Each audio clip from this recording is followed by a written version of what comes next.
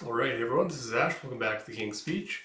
So as promised yesterday, we'll get around to at least one read through today.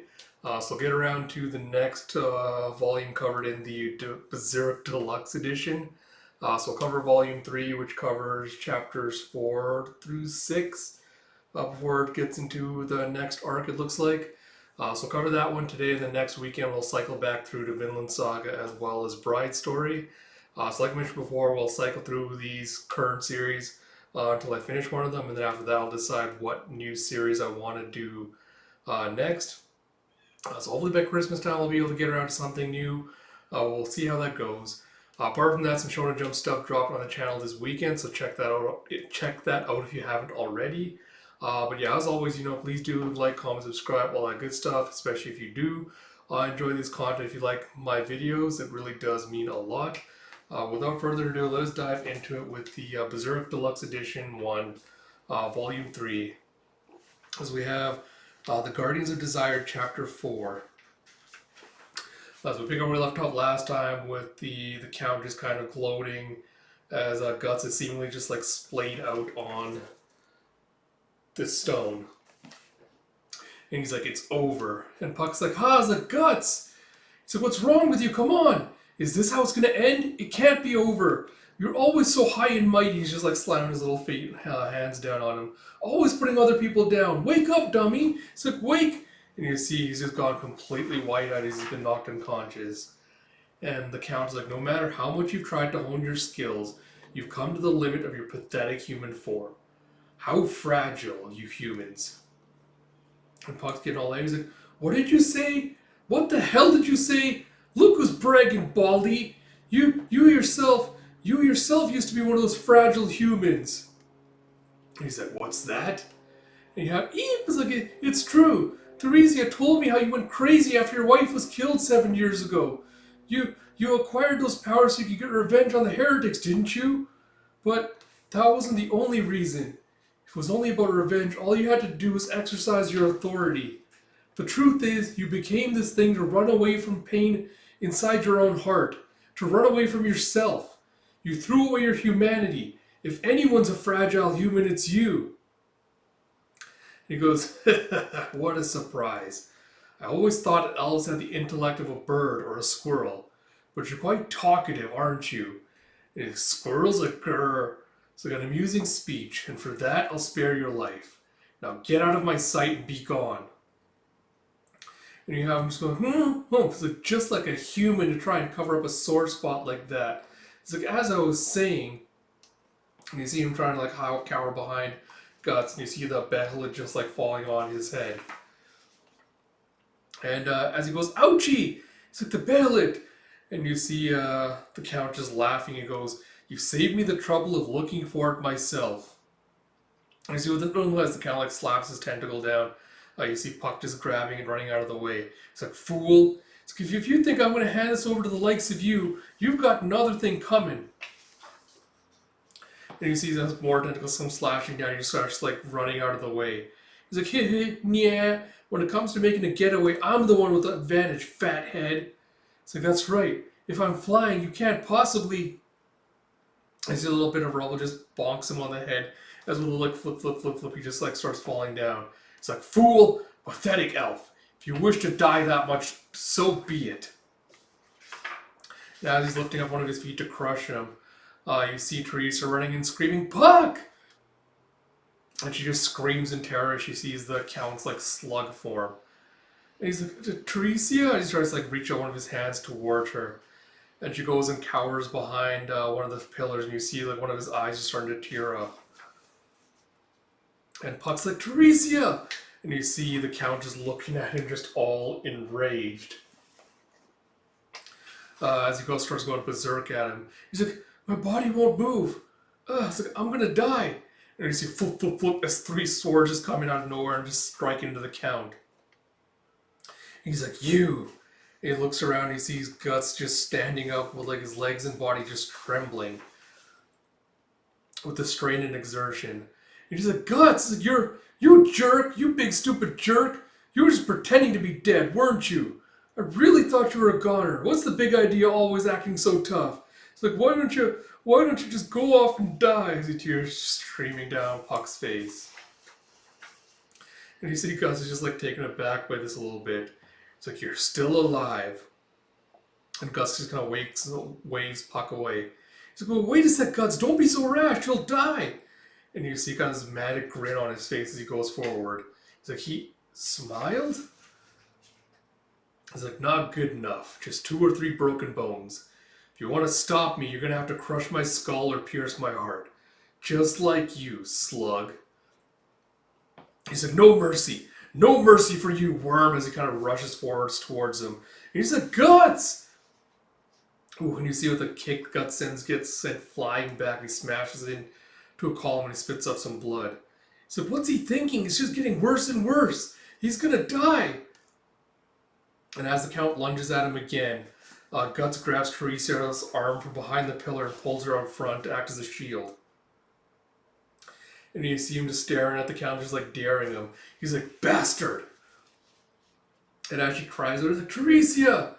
And then he steps forward and then opens up the arm of his mechanical arm, like lets up this huge flamethrower bomb shot off as he melts off the Count's face.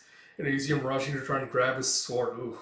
And you see a bunch of his fingers have gotten broken from the strain. And you see as he grabs the sword in his teeth and just grits it with that force and uses his arm to support it as he rushes in and uses it to cut the Count's head off.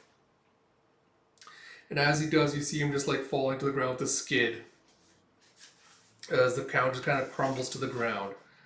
And you see Teresa just like standing nearby, just like cowering in fear. She's like tears streaming down her face. You have Guts looking like a satisfied, angry look on his face. And Puck's like, he planned that. He was counting on taking Teresa as a hostage all along. And the Count's like, damn you. Damn you. Ooh, goddamn. And you see as Guts steps in, puts a knife into his teeth, and just starts slicing. And he's like, ah! He's like, I'll show you the limit of a human being. He's like, yeah, we're fragile, all right, we humans. And he just cuts like a little gash into the Count's face. And Teresa's just like screaming and crying. And Puck's like, stop it! Not in front of the little girl! That little girl, Teresa, she's completely innocent! And Guts just kind of puts the sword, or the dagger, I guess, to Puck's face and goes, shut up. If you get in the way, I'll kill you. And he glances over at Teresa just cowering nearby. And he goes, always so stuck up, Count. Let's give your sweet daughter a look at that proud face now. He's like, so stop, please. He's like, stop? Don't be so shy. Take a good hard look at a body that doesn't die. And he just keeps like repeatedly stabbing it as he bought the face in front of her. He's like, amazing, you really are superhuman. You really don't die, do you? And he's like, why go that far? And he sees like, Teresa. And you see Guts just like ravaging it more and more until the blade breaks off inside of his head. And you see the Count just sitting there all like bloodied. He's like, as he just starts laughing. And you see as the battle is being washed in the stream of the Count's blood, he's thinking, no, I don't want to die. I don't want to die. And you have, oh, it's like, Guts, it's the Battlet? And you see just having like this wide-eyed screaming face with blood streaming out of its eyes. And you see them being taken into... I know if there's like a fucking name for that specific kind of like imagery, but I can't remember what it was. It's like, what's going on here? It's another dimension? It's like, they're coming. The great ones are coming. And you see the brand on Guts' neck just starting to spurt blood. And he's like, Guts! You know, Guts! And as he looks up, he sees, God, the cover page with these 4 monsters-looking demons, I guess. So you have the Guardians of Desire 4N.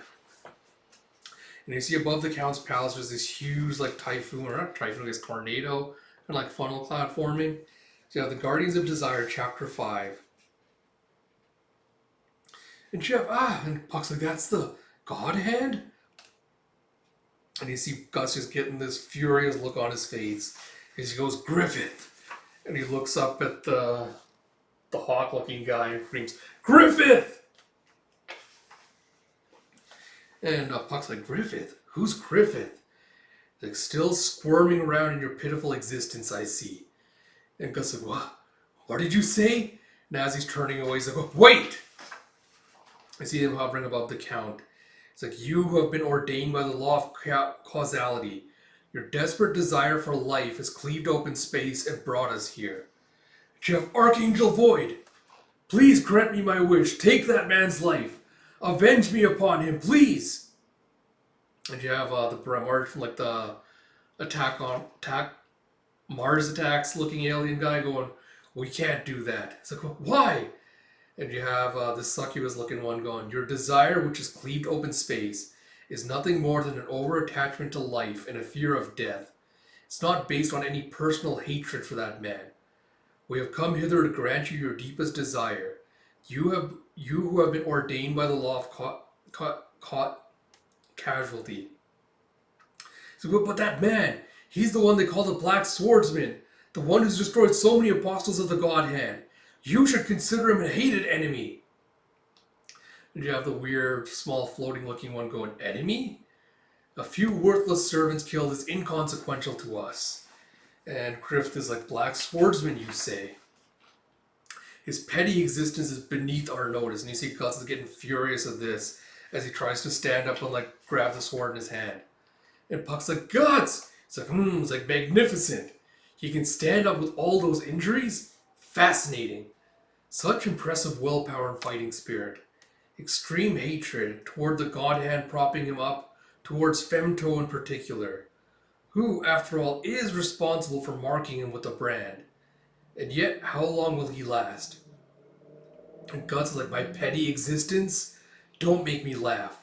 You're where you are now thanks to this petty existence. Thanks to me who's fighting an army of the dead because of you.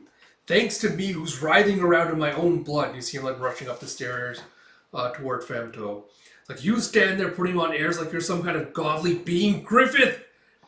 And he's like, yes, you're nothing but a squirming sacrificial offering. And you see Guts like stops halfway up the stairs.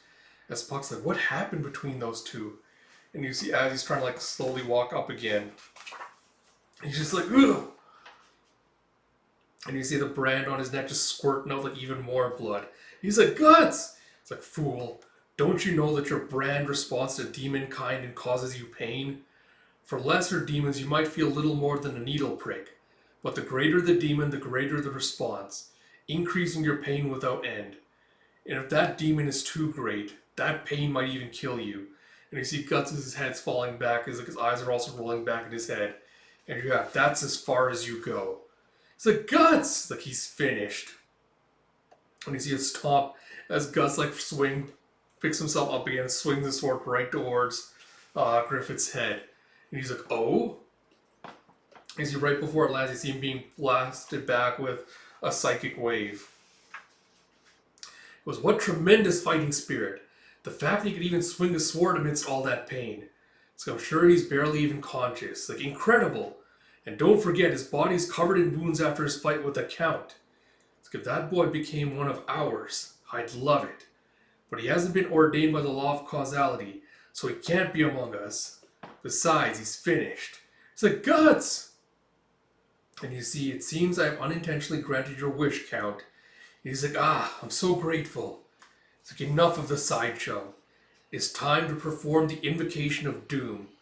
He's like, Count, a sacrifice. He's like, for that you can use the Black Swordsman. It's like, not good enough, Count. He's like, but why?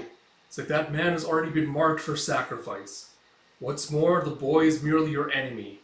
As a sacrificial offering for the invocation of doom, not just any lump of flesh and blood will do. It must be someone important to you, part of your soul. Someone so close to you that it's almost like giving up a part of you. By making such a sacrifice to demon kind, you'll be able to sever any last remnants of your own humanity. A fissure in your heart will open up into which evil will surge. It's like, giving up part of yourself? Oh no. It's like, then who? And you see Griffith just pointing at Teresia nearby and goes, cut your love asunder, Count. And she just screamed, no, no! So, wait, please, if it were anyone else, any other person, but my daughter? Teresia? He's like, that's right. Any other person would be meaningless, Count. He's like, don't be so upset. Just do what you did last time. And Teresia's like, last time? He's like, my goodness. The little lady doesn't know what her father has done? He's like, stop, please. Not to my daughter. Not that. He's like, here's what happened. And you see him just opening up like this little window into the past. Yeah, just open. Was it what? It's like, just open time and space for a little look-see. This was the Count 7 years ago. A bit more trim, I might add. And behold, it's you and your mother. And you see that Teresa looks basically like a carbon copy of her mother. It's like a noble man and his beautiful, virtuous wife. A family, the very picture of happiness. As it would seem. And he's like, stop! It's like, at the time, the land was overrun by pagans. In an attempt to destroy the heretics, the Count hunted them down throughout his domain. Hence, he was often away from the castle. But one day, exhausted from a long, harsh heretic hunting campaign, the Count rushed back to the arms of his beloved wife and daughter in order to soothe his soul. He's like, stop! And that's when it happened, and you see tears welling up in his eyes. Oof. And you see just this orgy happening in front of this devilish-looking goat statue with like a pentagram drawn on its head. It was an uncanny sight. In the midst of a strange stench and a wave of heat, a sea of flesh squirmed in a tangled mass. Towering above it all was the statue of a grotesque god with the head of a goat. And entwined around that god, as if clinging to it, was the figure of a woman writhing in ecstasy, contorting her face in pleasure. It was the figure of the woman he loved above all else. And Teresa, that's not true! It can't be true! He's like, Teresia! And you see the Count in the past looking furious and enraged. It's like the Count went into a blind rage. When he came out of it, not a single person was moving. Only heaps of flesh and blood lay scattered about. And you see him standing over his wife as he's raised his sword. And you see her just like opening her arms like to greet it. And you see him just tearfully dropping the blade. Going, that's right. You couldn't do it. You couldn't cut away half of yourself. And seeing the triumphant, knowing smile of your betrayer drove you to the depths of despair. You decided to end your own life to escape that despair. However, your despair itself was part of the circle of causality. The wailing of your soul, which could never be eased by the gods of this world, opened up a portal to another dimension. And you see there's a behelit on a table nearby. And you said, are you gods or messengers from hell? Makes no difference. Whatever you are, save me from my suffering. If you do, I'll give you anything. And we promised you that we would make you into a supernatural being who would never know sorrow or despair. For a single phrase, in exchange for just one phrase. And you see him looking back at his wife. As the alien-looking guy holds up the brand in front of him. And the next one you see as he transforms into a slug form and he's ripped her apart to consume her. It's like, yes indeed, you said it. I offer this woman for sacrifice. The life you couldn't take by your own hand. The life of the person you loved the most and hated the most, you gave it to us. So that you could bury your fragile human heart. So that you could transcend your very humanity. And you see another one of the brands kind of floating in the air before Teresia. It's like, we shall grant you your burning desire. And she's just kind of screaming as it's heading towards her. He's like, Teresia! And Guts is like, hey, Bug, all I need is my right arm. Make it so that I can use it. Hurry up, do it, now! As we have the next chapter with, hey, you alive? It's like, yeah, more or less. It's like, man, you sure have the luck of the devil. Here. You see this blonde-haired guy reaching out to a baby Guts offering his hand. Yeah, martyrdom for a merciless god. What a waste. On the battlefield, the life of a common soldier isn't even worth a single piece of silver. In today's world, most people's lives are subject to the whims of a handful of nobility and royalty. Of course, even a king himself can't live exactly as he pleases. We are all at the mercy of a great tide, fate or whatever you wish to call it, and we all disappear in the end, our lives spent never even knowing who we are, or who we were. You see Baby Guts is just silent, In life, unrelated to one's social standing or class, as determined by man, there are some people who by nature are keys that set the world in motion. They are the true elite as dictated by the golden rule of the universe. That's what I want to know. What is my place in the world? Who am I? What am I capable of? What am I destined for? It's like, it's funny. You're the first person I've ever spoken to like this. Jeff, at that time, he shone before me as something beautiful, noble, and larger than life. We have confirmation of baby Griffith.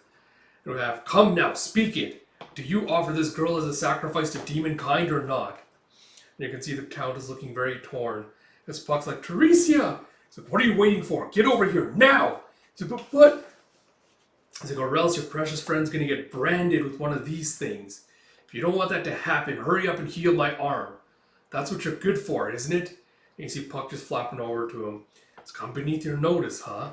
This petty existence is beneath your notice? It's like, what's wrong, Count? Why are you hesitating? And you see your Teresa just kind of like straining her head away from the mark. It's like, Teresia, it's like, if you keep this up, before you know it, your life will snuff out. You already belong to us, even after you die. Don't think you'll be resting in peace in the afterworld. Afterworld, yeah. It's like, behold, Count.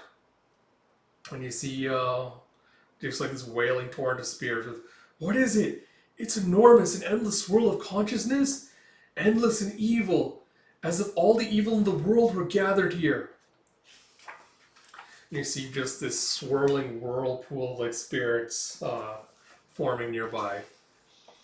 He's like, oh no, that's not. It's like, but it is, Count. It's only a small portion, of course, but this is hell. Count, the vibrations of your soul are moving you ever closer to demonkind. When your body of flesh expires, your spirit will be whisked away by a wave of demonkind straight to hell. And you shall wander within that dark swirl of souls for all eternity. But before long, you won't even be able to preserve any final remnants of your individual self. Like a drop of water, you'll simply dissolve, becoming no more than another swell in an ocean of dark souls. That's the fate of those who get caught up with demonkind. Puck's like, caught up with demonkind? Does that mean Guts? And you see Guts just kind of like quivering like fear and anger with this. He's like, Count, only two paths remain open to you.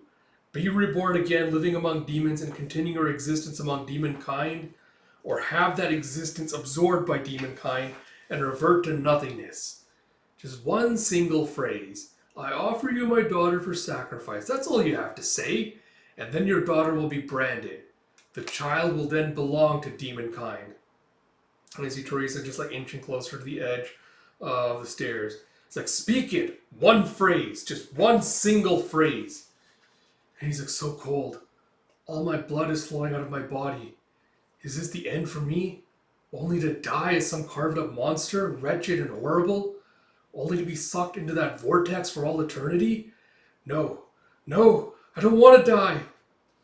And he sees Teresa nearby like, Father, as tears are streaming down her face. And he thinks back to kind of his perfect life. Does he have a cure? It's like the thread of causality has been severed. And you see just this wave of like corpses just reaching out from the soul sea. As you have a zoo, zoo, zoo, zoo, zoo, and they grab onto the Count. It's like the dead are dragging the Count down to hell? Ooh, and you see poor what's-his-face guy from before also trapped in there. And Puck's like, Vargas? And you see as they rip this Count's soul out of his body and just drag him back with them. He's like, Teresia! He's like, Father? And you see him trying to reach out a hand as he screams Teresia as the souls all rip him back into the current. And you see more of them are trying to grab Guts as well with, a sacrifice, a sacrifice! He's like, Guts? He's like, that's right, Guts has the brand! And he's looking over up at Griffith, who's just like turning his back on him and walking away. And you see Guts' arm, Guts as he opens up his cannon arm, loads a shell into it with some powder, and he screams out Griffith's name as he fires off a shot towards him. And you see as it approaches him, you just see his eyes just like narrow into snake slits as the explosion just kind of gets blocked by like a barrier. And you see Guts get sent flying backwards again. And you see him just kind of staring with like burning anger at Griffith's face. As you see the sky above the Count's thing is now cleared up again. And you see back in the Count's like broken antechamber, I guess, royal chamber, the sword just like falling with the clang as they're back in the real world. It's like, are we back? You see Teresa just gasping for breath nearby, as you see the Count's mutilated corpse nearby as well. And Puck's like, Teresa? He's like, no! And she just kind of slaps him away. He's like, no, no, no, no! Get away from me! It's a lie, all of it, the whole place, it's a lie!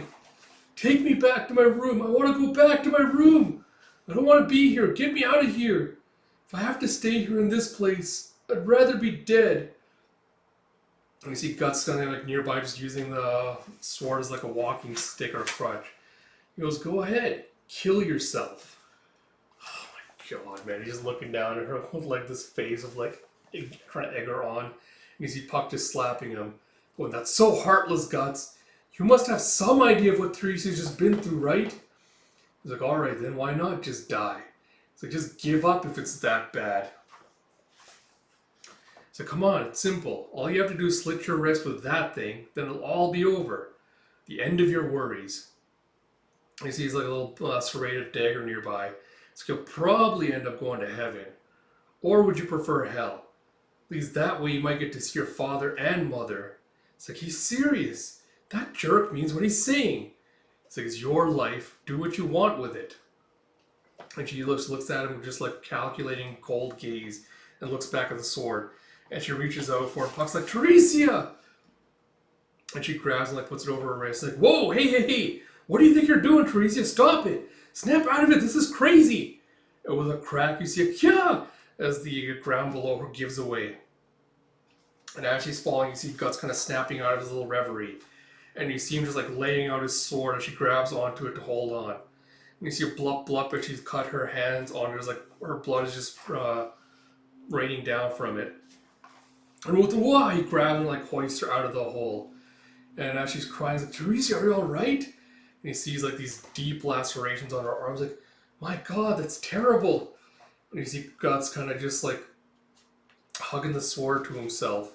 And he looks like he's about to cry and have like a little breakdown. He's like, hold on, let me treat your wounds now. He's like, Teresia? And she's like, it all started after you came here. It's all because of you. Because of you! And she's just looking at him with like this furious look on her face. He's like, from those eyes, it looks like you don't plan to die anytime soon. He's like, that's fine by me. He goes and grabs his cloak. And she's like, I'll kill you, devil. Someday, I swear, I'll kill you. And Puck's like, Teresia, how could you? He's like, oh, fine. I'm ready whenever you are. He's like, Guts, hey, wait up. God, man. This is the one scene I really remember viscerally from like when I read this series so long ago. Was this scene of like Guts looking super sad, like having like was like finally having his mask break. He's like, eh? He's like, Guts. Because you have the next chapter, you see a bunch of knights riding by a tree with a bunch of hanged corpses on it. Beneath it, you see the fucking Christ, man. You see this emaciated looking baby. You have the Golden Age, chapter 1. You see this emaciated looking baby hanging below one of the corpses. You have, whoa, pretty grisly. You have, sis, wait, as this woman, or this, woman from this, one of the wagons that they're escorting jumps out and goes and cradles the child. The poor girl, she's been acting funny since her miscarriage 3 days ago. That would have been your kid, right, Gambino? It's like, how the hell should I know? It's like, hey, sis, how long are you going to stay there like that? Snap out of that. Kid's dead already. And as he grabs her, she accidentally drops the kid. And with an and you see a gasp and the baby starts crying. Sorry, a second. You have, huh? Hey, that kid's alive. You have, under the dead body of its mother, the baby made its birthing cries, cradled in a mire of blood and afterbirth. And you see as this like wrenches her arm out of his grasp and goes and grabs the kid. And he's like, hey, sis. And she is running back. She's like, cradles the kid back in the wagon again. And Gambino just kind of looks at that. He's like, you gonna allow that, Gambino? It's like, hell if I care. She can do what she wants. It's like, I don't know about that. It's like, yeah. It's like, what is it? It's a bad omen, isn't it? Picking up a kid at a place like this? It's like, ha, you guys scared? It's like, why no? You gotta be kidding. It's like, sheesh. He'll die anyway if we just leave him alone. Until then, let it be Sis's little toy to console her. It's like, come on, let's get out of here and stop jabbering about this crap. As he looks back at the trees, like a bad omen, isn't it? You see, 3 years later, yeah, hold on, Sis. Guts, get out of here. Yeah, assume she's. Oh no, she's sick. You know, she's got the plague. If you get infected, it'll be the end of you too. Ooh, and you see little baby Gus, you see his mother trying to like reach out towards him. And yeah, where's Gambino? It's like he won't come. He's in the middle of a siege. Shameful. You'd think a man would be with this woman in her dying moments. Okay, let's stuff something between her teeth. And you see baby Gus kind of pushing his way between them. He's like, hey, what are you doing? Do you have guts? As she reaches out with her hand. It's like, guts, and he like kind of just like trembling, like reaches out to grasp her hand. And you see outside with the boom, as there's a battle going on. Yeah, 3 years later, it's like, yo, Guts, a spear, give me a spear. And you see baby Guts behind, helping behind Gambino. As he's playing, what was it, like almost like a golf caddy. He's like, come on, don't just sit there. And you see him spearing a horseman above him through the chest. And you see as he does, the corpse lands on Guts with like a little bit of blood and the intestines splashing on him. And Guts just screams out. When you see Gambino just like smashing in the face with the butt of the spear. Goes, don't move so slow. You're trying to get me killed? God damn it, who the hell do you think feeds you? That guy just spits on him. It's like, if I die, you'll end up a corpse on the side of the road. He's like, hey, they're coming, attack. And you see Gus just looking at him, not saying anything. He's like, what are you looking at? You got a problem, I'll throw you out right now, right on the battlefield. It's like, feh. That bitch says sure picked up a pesky little bastard. And you see poor baby Gus just like pulling a tooth out of his mouth. Jeff, let's go, come on, as he's having a little sword training practice with Gambino. It's like, is that all you got? And he dodges him, like just kicks him, knees him in the stomach. He's like, come on, we're not dancing here. It's like, Gambino, you're going too far. You can't expect to teach sword fighting to a 6-year-old kid. It's like, he can't expect to keep on eating free meals forever. We're mercenaries after all, mercenaries. He's got to earn his own bread around here. So that's fine, but Guts, why don't you use a sword more your size? Guts is like, no! And you see him just like holding out this big sword. It's like, oh, he's a pig-headed little guy. So we don't keep children's weapons around here. You see baby Guts just straining as he's rushing forward toward Gambino again. He's like, no good, no good. Use your hips more. Use your hips. Not enough projection. You have the other mercenaries watching going, go get him, kid. Don't hold back. Jeff, there. And you see Gambino just slicing him like the face and the arms with a couple of small slashes. And you see Gus just looking determined as he's facing this. And you see him rushing in under Gambino's guard. And he cuts the sword up and he slices him across the cheek. And he's like, ha! He's like, you runt! And you see, Gambino just slashes him right across the nose with his sword. He's like, Gambino? He's like, hey, you're going too far. He's just a kid. And you see Gambino just looking surprised. He's like, careful with him, careful. It's an awful cut, all the way to the bone. So that was a bit childish, wasn't it, Gambino, sir? It's like, yeah, I guess I pushed him a little too hard. You see Gambino just staring at him surprised. And you see later that with burning, so hot. Face feels like it's on fire. My nose clogged with blood. My head so heavy. Can't breathe. And you have how long does he plan to keep the kid anyway? It's like, did you hear where the kid came from? It's like, yeah, heard he was born from a corpse. For people in our line of work who put our lives at risk, he's a bad omen. He'll bring us bad luck. I bet it's his fault that Sis died of the... fucking Christ, man. Sis died of the plague. And you see Gus just like hearing all this from outside his tent. And he sees the sword nearby and he goes and grabs and just like cradles with it as he sleeps. You have 98, 99, 100 as he's doing practice swings with the sword next to the river. And then you have on the next page with, when I'm swinging the sword, I don't have to think about anything. And you see his hands are all like bloodied and bruised from the effort of swinging it. Jeff, you sure are taking a long time to draw water. It's a Gambino. And he sees the sword nearby and he goes, huh.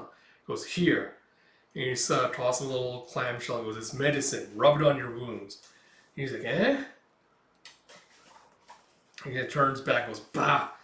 And Gus like, Gambino's like, thank you. It's like, hurry up and get the food ready. Oh, Christ, man. See, poor baby Gus just putting like some of the mass salve on his nose. He's like, perhaps it was for no other reason than to soothe his guilty conscience. You have 3 years later, you see another hectic looking battlefield. As you have like cannons being fired on the gates, and they blow it open. You have, all right, guys, let's go to work. To the swift go the spoils. Let's make some money. And you see Gus like now armored up, and part of the battle as well. It's like, don't overexert yourself, kid. Just do what's needed, because if you die, you lose everything. Muira, hey, Guts. He's what, 9 years old? It's like, it's your first battle. Work hard. You see Gambino saying, charge! As all like the mercenaries rush forward with Guts among them. And you're, He's like rushing into battle, like exchanging blows with one of the enemy knights. And you see that one of the sword blows like managed to deflect his helmet off. But as Guts is falling, he managed to get his sword in up under the neck guard to stab the guy through the throat and take him out. And the next one you see with the walk, he's being hit by a mace, not a mace, a flail, as this big hulking guy like stands above him. With you see with the shook as Gambino comes up from behind and stabs him through the throat. Goes, watch your back. This isn't sword practice. After you've killed one, move on. Come on, hurry up, work, work. I see his Guts puts his helmet on and he keeps going further in. See later that night as they're doing like a tally of all the spoils. You're next. He's like, Gambino. It's like, what do you want? He rustles around, he hands over his coin purse for spoils to him. He's like, here. And Gambino like wrestles around and tosses him a coin and goes, here you go. He's like, well, keep it up. He's like, I will. He's like, ha. You see Guts just like tossing the coin and catching like all proud of himself. And you see later with Gambino. He's like, what? Something I can do for you, Donovan? And you see this bald, muscle-headed looking guy here. And you see as Guts is like laying in his bed shivering. He's like, whenever it gets to be this time, I can't stop shaking. Java, who's there? And he's like, Donovan? Fuck, man. And you see as he's heading inside, Guts just like rears back in shock as Donovan's trying to reach out for him. And he tries to go and grab his sword as Donovan pins him down. Man, alright. So I guess quick thoughts on this volume. So, hold on 1 second here. Dogs are being dinks. Quick thoughts on the chapter. So, I kind of laughed because for anyone that knows like the From Software games, like the whole Dark Souls genre, it's just kind of funny because everyone kind of knows that it was very heavily kind of like inspired by Berserk in a lot of respects with like how dark the world is. Like especially the whole like the Dark Souls thing, that's what made me laugh, seeing that line in it. But especially the Guts sword is kind of like an icon in those games, along with the Moonlight Greatsword. It's also been kind of like a staple in all their games. So it's kind of funny seeing kind of like all the elements and stuff that they drew from it for those games from the series. Apart from that, like I said, I've tried reading Berserk like on and off over the years, and I've just never gotten around to like completely being able to get through the entire series. And I've only remembered like bits and pieces of it here, like stuff that has stuck with me past that. One of the big ones has always been that one scene of Guts kind of having like, you know, the breakdown where like, you know, Teresa kind of accuses him of being the bad luck. You know, it's like always this all started because of you, and she's like trying to drag it, like when she's kind of like needling into him a little bit about her father's crimes and everything. And I think that was what kind of, because the series does kind of start off with Guts kind of playing the role of like, you know, the very edgy edgelord who's like always like, you know, trying to goad people on, talking about like how much he doesn't care, like very nihilistic. He's like, I don't care about anything or anyone. I'm just very kind of focused on my revenge. And that's one of the few moments you kind of see the cracks in the facade that he puts on when he's going around like interacting with everyone else. And I saw that was like a great moment to try to insinuate like, you know, there is much more going on here behind the scenes than you would think. And like, you know, Guts is going to be a much more complex and complicated character than you would initially think to believe. So I think that was a very great scene to kind of illustrate that. Especially when you like go into the flashback of him being like told to like with everyone gossiping about like, oh, he was bad luck because of the circumstances of his birth and everything like that. So I'm very curious to see like the exploration of that more so going on to the next volumes, especially with the whole idea of like the God Hand being like the flow of causality is unstoppable. You can call it fate, you can call it whatever you want, and this whole idea of like no matter what you can never escape it. It's like it's immovable, it's immutable, all that kind of stuff. And so I assume that that's going to be like one of the prevalent themes in the series, like fighting back against trying to outdo your own fate or like what people have ordained for you in a way. So yeah, it'll be interesting kind of diving deeper into those themes and stuff once we get deeper into the series.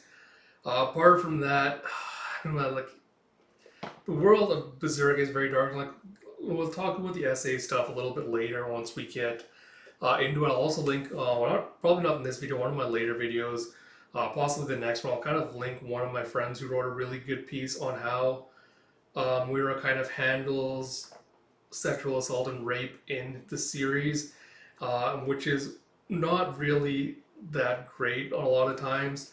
Which is kind of like, yeah, it is a staple of this kind of world, which is supposed to be hellish and dark and all that. But, there is like nuance to how you can handle and portray it. So I'll link that article, which I think talks about that in really great depth. Uh, but yeah, it's kind of just like, dumping trauma on trauma on trauma on top of guts, which is kind of like, I think it can be a little bit heavy at times, but yeah, we'll see where it goes. But for that, I hope you all did enjoy this video. If you did, please do like, comment, subscribe, all that good stuff. I think we're going to be getting into the meat of the story, so to speak, in the next volume. From what I remember, I think after this, we kind of get into a lot of the flashback of Guts' past, like how he joined the Band of the Hawk, how he became, the character who he is today, how Griffith became Femto, all that stuff. I vaguely remember like diving into all of that before we get back into the present again. But like I said, it's been a while since I've read it, so we'll see if my memory's held up or not. But yeah, hope you all enjoyed this video. If you did, please do like, comment, subscribe, all that good stuff. More read-throughs will be back next week, so look forward to that. And until next time, this is Ash, and talk to you all later.